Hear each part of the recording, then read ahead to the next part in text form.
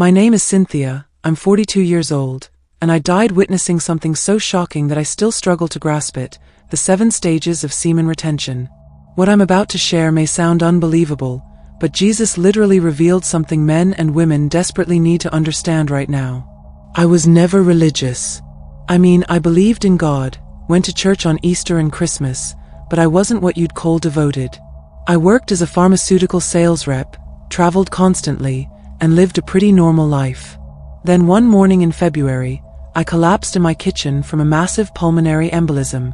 Blood clot. No warning. I was making coffee 1 second, and the next second I couldn't breathe. My roommate found me on the floor, blue, not breathing. She called 911, but I was already gone. And that's when everything changed. I found myself standing in this space. It wasn't a room. It wasn't outdoors. It was just light. Pure light everywhere, but it didn't hurt my eyes. And standing in front of me was a man. I knew immediately who he was. Jesus. I can't explain how I knew. I just knew. His presence was overwhelming but not scary. It was like coming home to someone who'd been waiting for you your entire life. He smiled at me and said, "Cynthia, it's not your time yet. But I'm going to show you something that you need to share with the world. Especially with men. They've forgotten something crucial." I was confused. I said, "Why me? I'm not a preacher. I'm not even that religious. And I'm a woman. Shouldn't a man share whatever this is?" He laughed. Actually laughed. And he said, "That's exactly why it's you. Sometimes the message needs to come from an unexpected source. Men have stopped listening to other men about this. They need to hear it differently." Then he showed me something I never expected. He showed me the 7 stages of semen retention. I know how that sounds. Trust me, I was standing there thinking the same thing. But Jesus looked at me and said, "Cynthia, do you think I created anything in the human body without purpose? Do you think anything I designed is shameful to discuss when discussed with wisdom and truth?" And suddenly I understood. This wasn't about something crude or inappropriate. This was about understanding God's design for male energy, vitality, and spiritual power. Jesus began to explain the first stage to me. He said, "The first stage is the conscious decision. This is where a man must choose to honor what I've placed within him instead of carelessly discarding it." I watched as he showed me visions of men throughout history. Ancient practitioners in China, India, spiritual masters, even some of the great minds of modern times. Tesla, Ollie. Men who understood something that modern culture had completely lost. Jesus said, "In your modern world, men are told constantly to release, to expel, to give away this energy through every form of stimulation and instant gratification. But I designed the male body to be a vessel, not a leaking bucket. When I created Adam, I breathed life into him. That breath, that life force, it's connected to everything in his body, including what modern medicine dismisses as just biological fluid." He showed me the scripture from Genesis where it talks about God breathing life into man. And he said, "Life force is real, Cynthia. It's not metaphorical. When a man retains his seed, he's not just keeping fluid in his body. He's keeping concentrated life energy, vitamins, minerals, proteins, zinc, neurotransmitters. But more than that, spiritual essence." Jesus explained that this first stage requires a man to go against everything his culture tells him. "The enemy knows the power in retention," he said. "That's why your modern world pushes constant sexual release through every screen, every advertisement, every message. Keep men depleted. Keep them weak. Keep them distracted." He quoted Matthew 6 verses 22 to 23 to me, "The eye is the lamp of the body. If your eyes are healthy, your whole body will be full of light. But if your eyes are unhealthy, your whole body will be full of darkness." This applies to what men allow into their minds through their eyes, Jesus explained. The beginning of retention is the decision to stop feeding the mind poison and to start honoring the body as my temple. I was taking all this in, and honestly, I was still processing the strangeness of it. But Jesus was so matter-of-fact about it. like he was explaining how a car engine works. Then he moved to the second stage. Breaking the addiction, he said. This is where the real battle begins. Jesus showed me the brain of a man who had spent years in the pattern of frequent ejaculation. He showed me the neural pathways lit up like highways. Dopamine receptors burned out. The same patterns you see in drug addiction. Your scientists are finally discovering what ancient wisdom always knew, he told me. The brain doesn't distinguish between types of addiction. Whether it's a substance or a behavior, the mechanisms are the same. And the enemy has weaponized sexual release to keep an entire generation of men in bondage. He referenced 1 Corinthians 6 verses 18 to 20, flee from sexual immorality. All other sins a person commits are outside the body, but whoever sins sexually, sins against their own body. Do you not know that your bodies are temples of the Holy Spirit? Jesus explained that breaking this addiction requires complete rewiring of the brain. It's not just willpower, he said. It's about creating new pathways. When a man chooses retention, he's fighting against years of conditioning. His body will scream at him to return to the old pattern. But if he persists, if he trains his pelvic muscles, learns to breathe correctly, learns to separate arousal from the need for release, then slowly, the new pathway becomes stronger than the old one. I watched as he showed me men struggling through this stage. Nights of difficulty, moments of temptation, but also men who pushed through and emerged different on the other side. The sympathetic nervous system, fight or flight, is activated during ejaculation, Jesus explained. But retention activates the parasympathetic system, rest and healing. This is why men who retain feel calmer, more grounded, more present. They're not constantly in a state of stress response. Then he showed me the third stage. Detoxification, he said. This is where the body purges what needs to be released. I saw men experiencing headaches, irritability, trouble sleeping. Jesus explained, when a man has been ejaculating frequently for years, his body has adapted to that state. Toxins have accumulated. When he stops, the body begins a cleansing process. In Chinese medicine, they call the essence Jing. In Indian tradition, it's called ojas. Different names for the same truth, life force energy. He showed me Leviticus 15, the passages about bodily emissions, and said, even in the Old Covenant, I gave instructions about the power of seed. Not because it's dirty, but because it's sacred. What is sacred must be treated with reverence.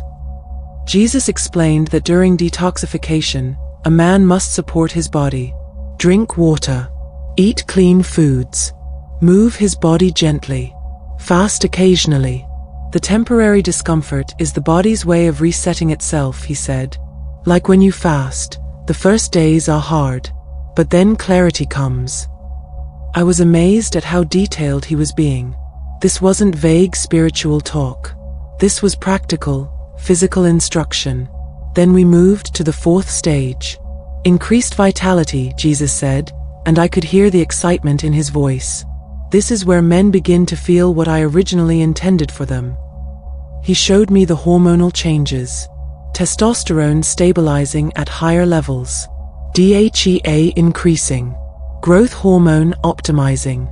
Your scientists can measure these changes, he said. This isn't mystical. It's biological reality combined with spiritual truth. Jesus quoted Proverbs 31 verse 3, do not spend your strength on women, your vigor on those who ruin kings. This was wisdom given to kings about the importance of conserving their vital energy, he explained. A king who constantly depleted himself through sexual indulgence couldn't lead effectively, couldn't think clearly, couldn't access the wisdom needed to guide his people. He showed me men at this stage feeling like they'd woken up from a fog. Energy to pursue their purpose. Motivation to create. Drive to build. This is the fuel I designed for men to accomplish their mission on earth, Jesus said. Not to be wasted on screens and momentary pleasure, but to be channeled into creation, provision, protection, and leadership. I watched men taking this energy and pouring it into businesses, art, physical training, serving their communities. Jesus smiled. This is what I created them for.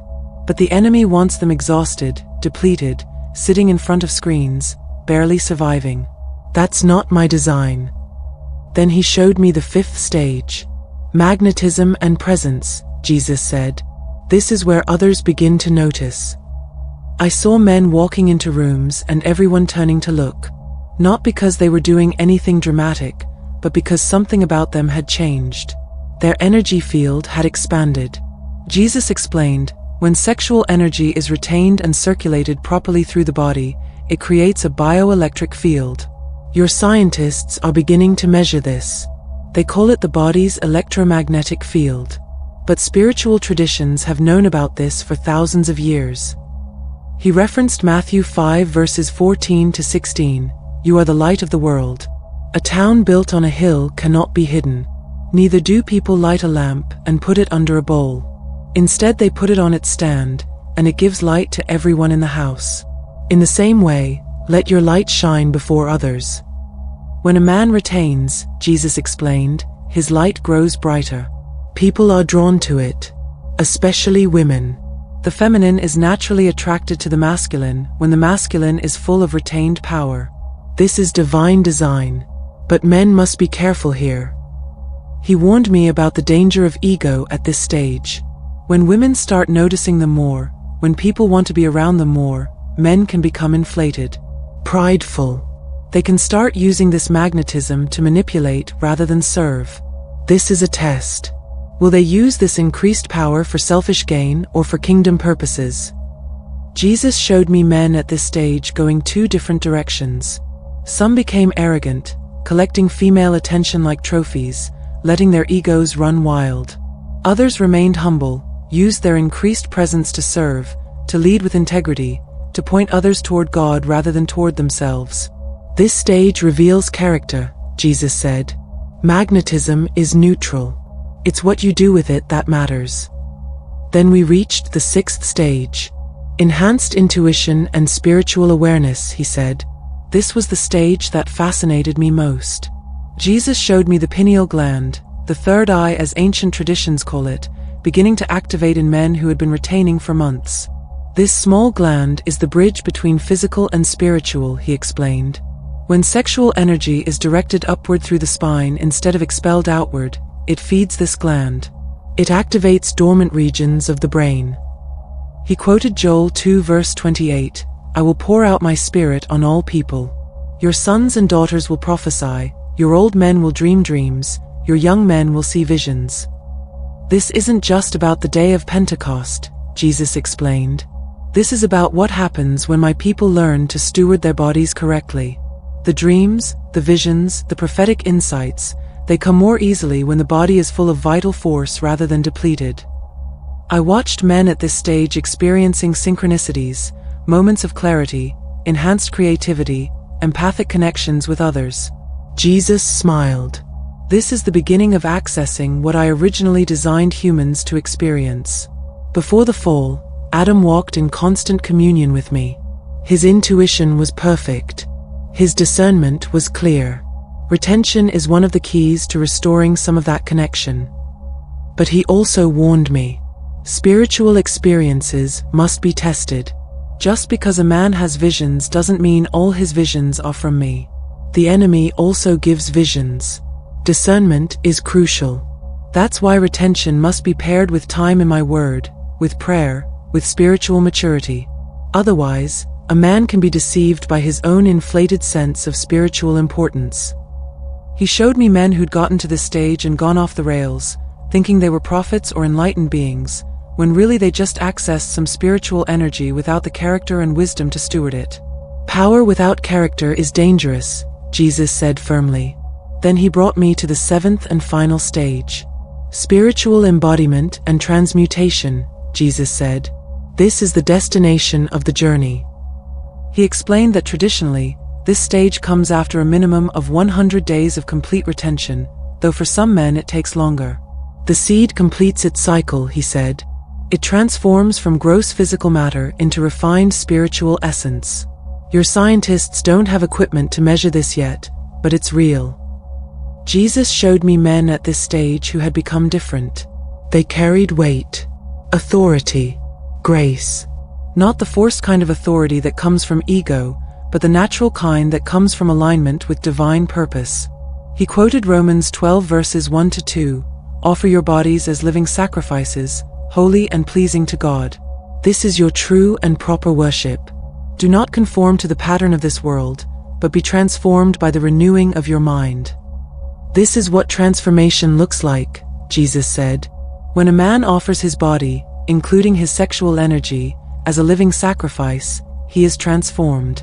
The renewing of the mind happens. He begins to think differently, feel differently, operate differently. I watched these men moving through the world carrying a tangible presence. When they spoke, people listened. When they prayed, things shifted. When they walked into broken situations, healing followed. This is the power I intended for my sons, Jesus said. Not power to dominate or control, but power to serve, to heal, to restore, to create. He showed me the balance of masculine and feminine energy within these men. In your culture, men have been confused about masculinity, he explained. They think it's either aggressive domination or passive weakness. But true masculinity is the balance. The Shiva and Shakti, as some traditions call it. The divine masculine contains both strength and tenderness, both power and gentleness. Retention helps restore this balance. Jesus explained that at this stage, every action a man takes carries greater weight. His words have more power. His prayers are more effective. His presence brings more peace. This isn't about him being special. It's about him finally operating the way I designed him to operate from the beginning. But then Jesus got serious with me. He looked right into my eyes and said, "Cynthia, this is the part you must emphasize. With greater power comes greater responsibility." He showed me men at this stage who'd fallen into judgment and spiritual pride. Men who looked down on others who weren't on this path. Men who became harsh and condescending. This is a perversion of the gift, Jesus said. When a man reaches this stage and responds with anything other than deeper humility and greater compassion, he's missed the entire point. The purpose of this power is service. If he's not using it to lift others, heal others, serve others, then he's just become a more refined version of selfish. He quoted Luke 12 verse 48, "From everyone who has been given much, much will be demanded, and from the one who has been entrusted with much, much more will be asked." These men have been given much, Jesus explained. They will be held accountable for how they use it. Did they use their vitality to create beauty? Did they use their magnetism to serve? Did they use their spiritual awareness to point others to me? Or did they hoard it all for themselves? I was taking all this in, overwhelmed by the depth of what he was showing me. Then Jesus said something I'll never forget. "Cynthia, the reason this teaching has been lost in the Western Church is because the enemy knows how powerful it is. If Christian men understood this, if they stopped wasting their seed on pornography and casual sex and learned to retain and transmute this energy, they would become unstoppable. They would have the vitality to pursue their God-given purposes. They would have the magnetism to draw others to the kingdom. They would have the spiritual awareness to hear my voice clearly and move in my power." He showed me the state of men in modern culture. Exhausted, addicted, depressed, anxious, lacking purpose. This is not an accident, Jesus said. This is warfare. Keep men depleted and they can't fight. Keep them addicted and they won't seek me. Keep them ashamed and they won't walk in their authority. But then he showed me what could happen if men embraced this teaching. I saw men rising up as fathers who were present and engaged. Husbands who had energy for their wives. Leaders who could think clearly and act decisively. Warriors who could fight spiritual battles effectively. Creators who could bring beauty into the world. Servants who had the stamina to love their communities well. This is what I want, Jesus said. Not because retention is the magic solution to everything, but because it's one of the foundational keys to men stewarding their bodies as my temple. It must be combined with prayer, with worship, with studying my word, with serving others, with emotional maturity. Retention alone can just create a man with more energy to sin. But retention combined with devotion to me creates a man who can change the world. He quoted 1 Thessalonians 4 verses 3 to 4, "It is God's will that you should be sanctified, that you should avoid sexual immorality, that each of you should learn to control your own body in a way that is holy and honorable." Learning to control the body includes learning to control sexual energy, Jesus explained. This is part of sanctification, part of becoming holy. Not because sex is bad, but because sexual energy is so powerful that it must be stewarded with wisdom. Then Jesus told me about the science that was beginning to back up these ancient teachings.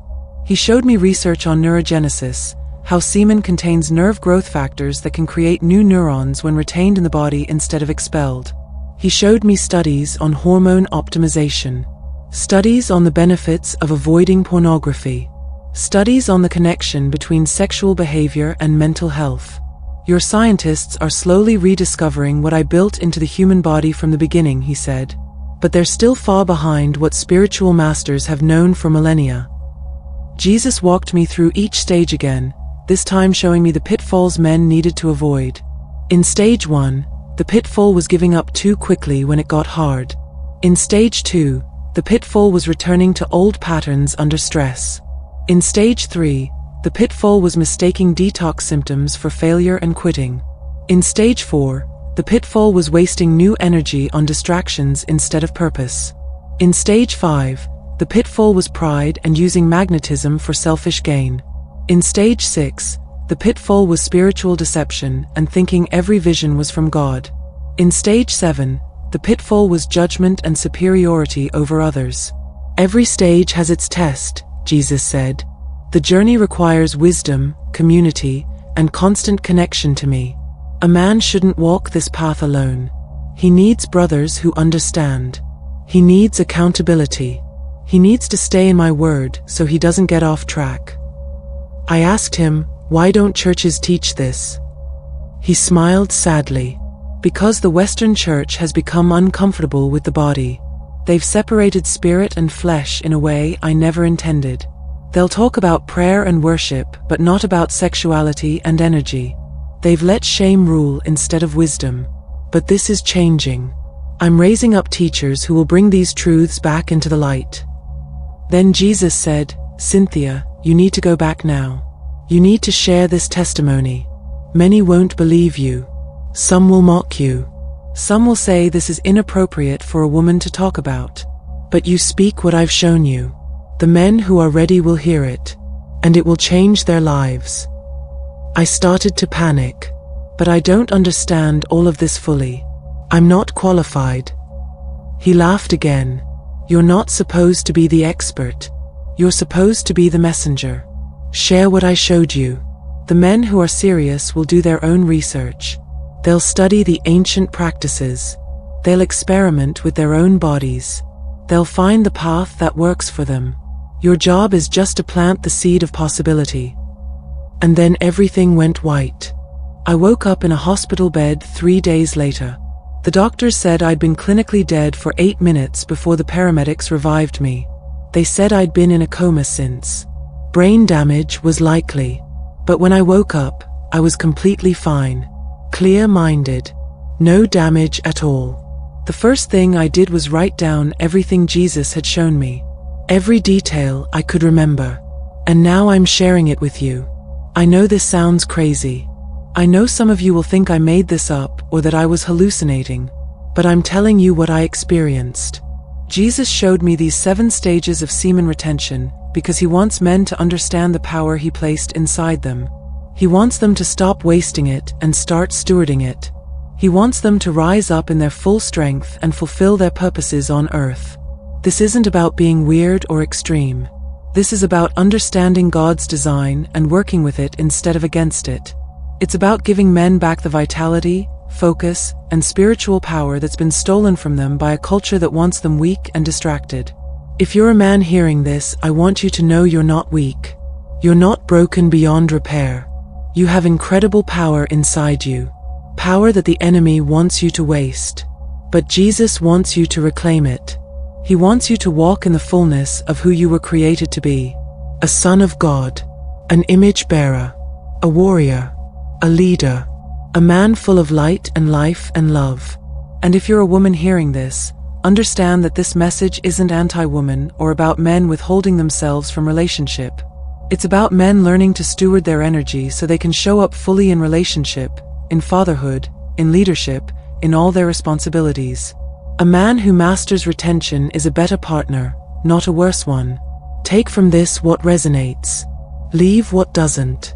But at least consider the possibility that the creator of your body might have designed it with more wisdom than our modern culture gives him credit for.